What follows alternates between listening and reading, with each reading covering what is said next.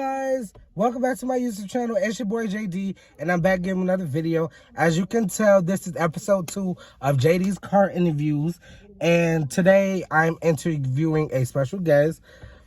It's your boy 1nekayy. You already know the vibes, man. Make sure to go check out my music, 1nekayy, on all platforms. Let's get it. All right, so I'm just gonna do a little interview like I did the last interview, and we're gonna get into some more in-depth questions, some personal questions. So let's get into this first little question. Let me pull up my questions here. Give me a minute. Yeah.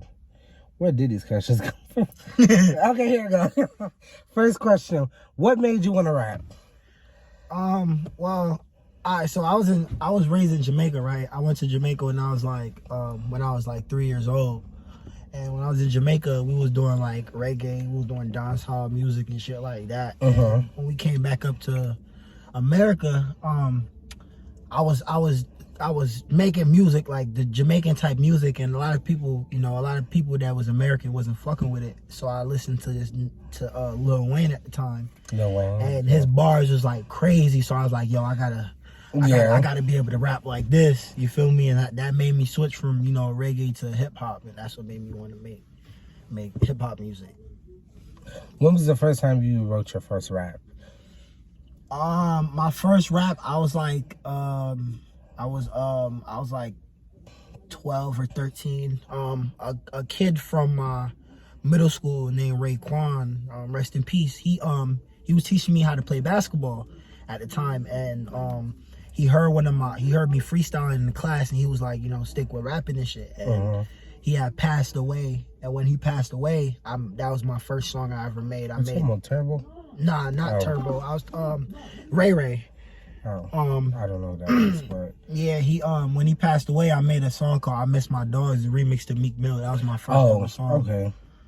So, what is your writing process like? Are you a freestyle rapper, or are you go in the booth and write with pen and paper, or on your phone notes? I could do it all, to be honest with you. If I'm high as a bitch, I ain't gonna cap. I'm high as a bitch, and I'm in the studio, and the beat hit. You feel me? And I have a vibe.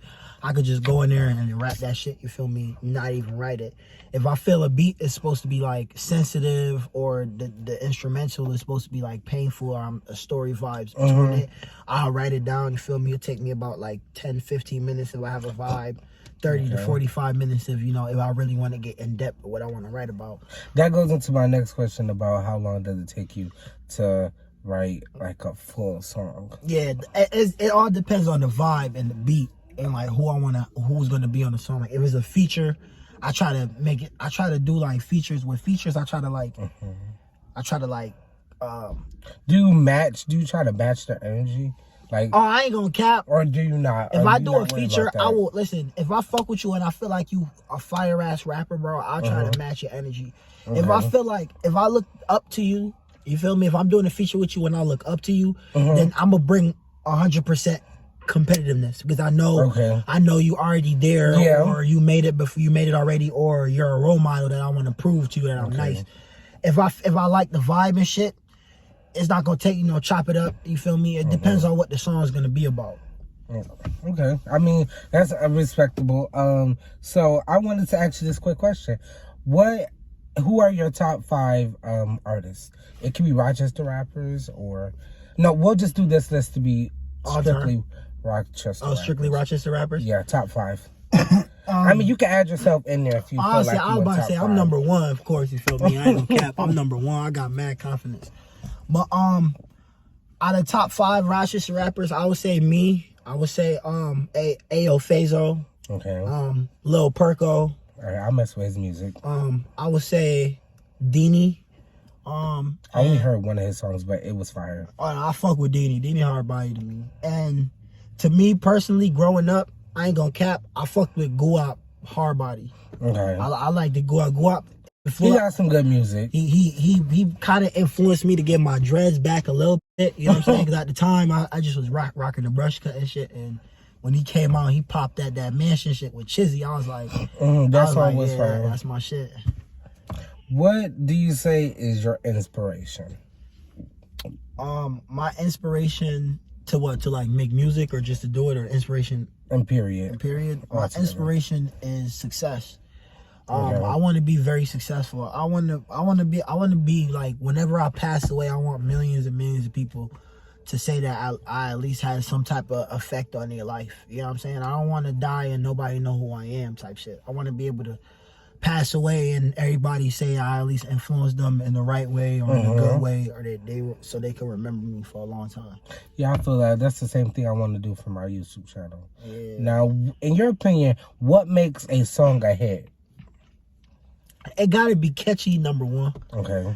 Number two, everybody gotta fuck with it, and everybody gotta understand the message that you're doing. Everybody can have different type of messages that they partake in what they see, but everybody gotta at least have a message to your shit. You feel me? And your shit gotta be a vibe. Your shit gotta be played nonstop.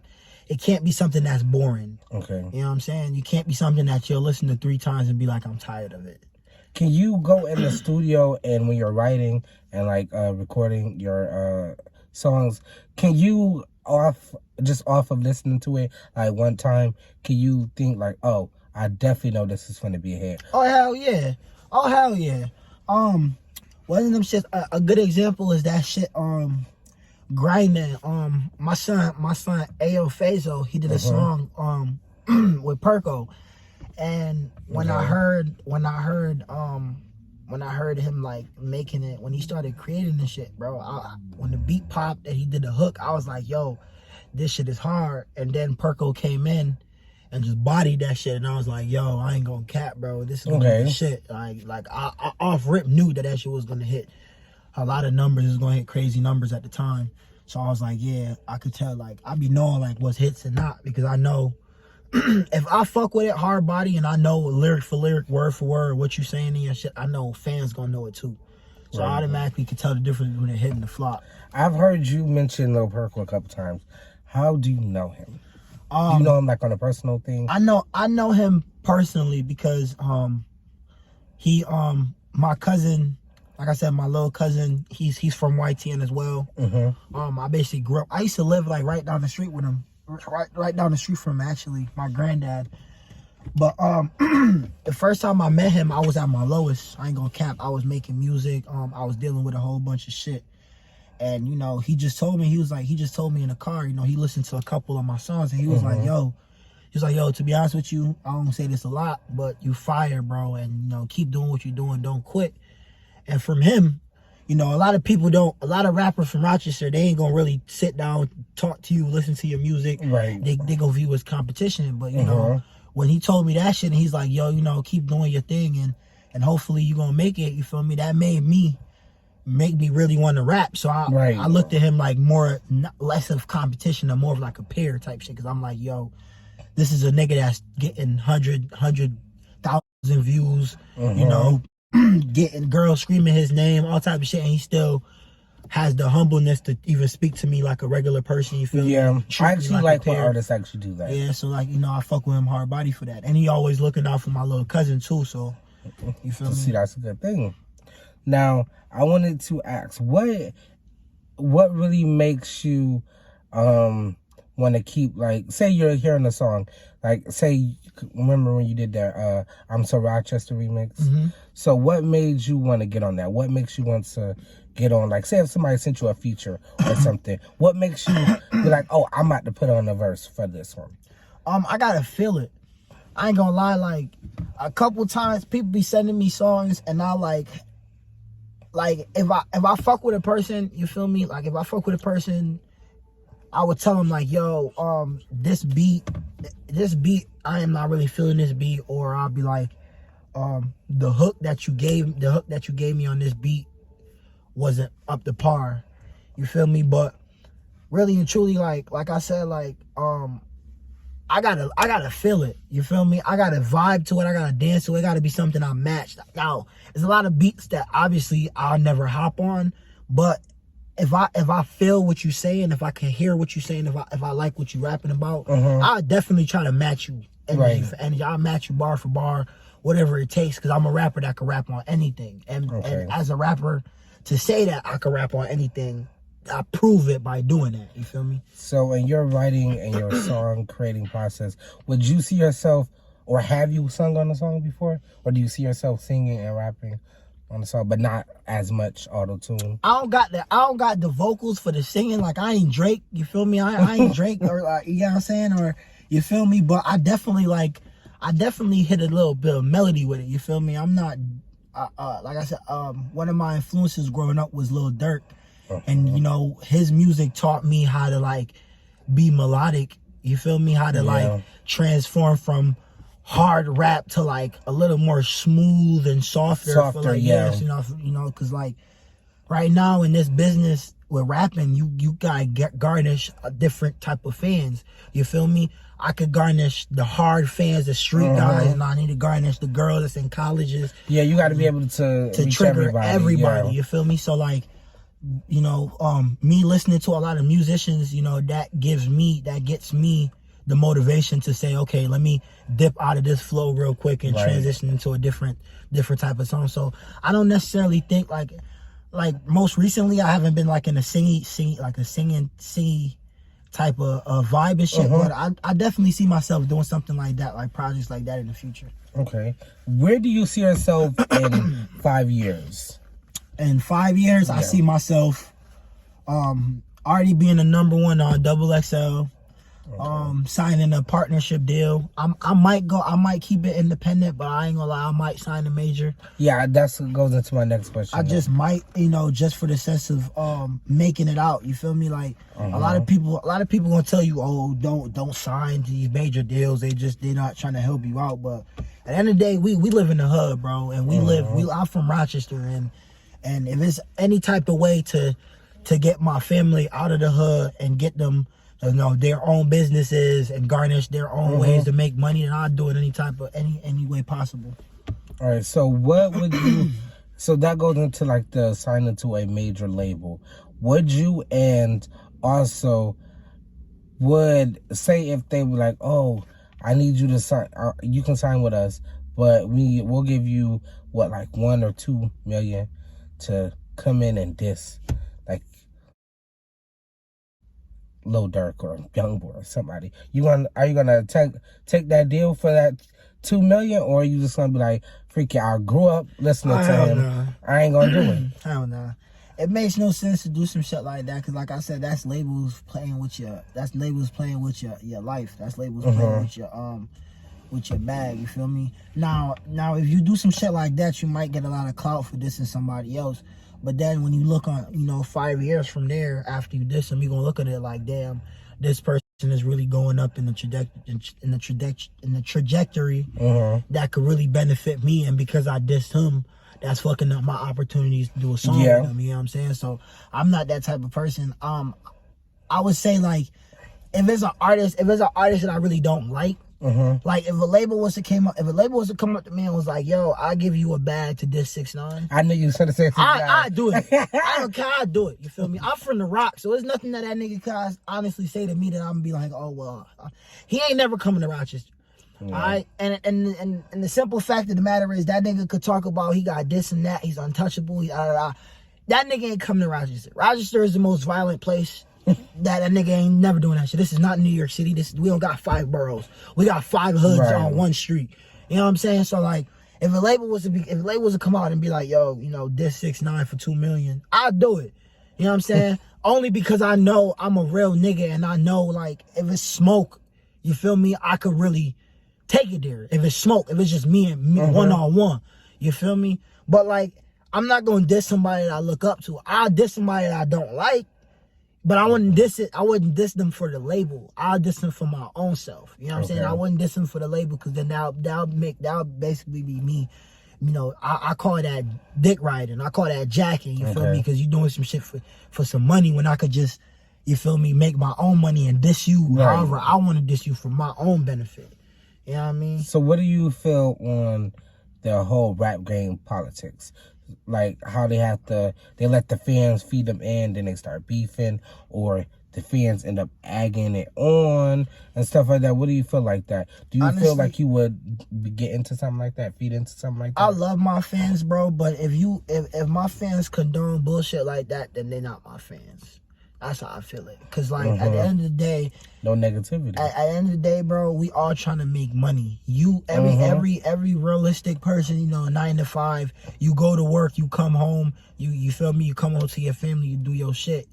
Now it's like a regular person working at Walmart. If a person was working at Walmart and a motherfucker from a different company was to walk into Walmart to buy something, I'm not gonna tell a Walmart employee to diss a different person because they from a different company. Right. You know what I'm saying? Okay. So like when I look at it like that. Like as an artist, I'm a human being, bro. I used to work jobs like everybody. I used to be in the hood. I used to be in the trap. So if I find the opportunity to change my lifestyle for the better, for the fans that want me to throw away that lifestyle to please them, they're not gonna give a fuck if I get locked up or if I was to pass away, because they're gonna just continue with their lives. So like I said, my real fans gonna want the best from me and the best for me, and the fake fans that just want to see some shit go on, pop off, they're gonna want to see some shit like that happen. You know what I'm saying? So we say fuck them niggas.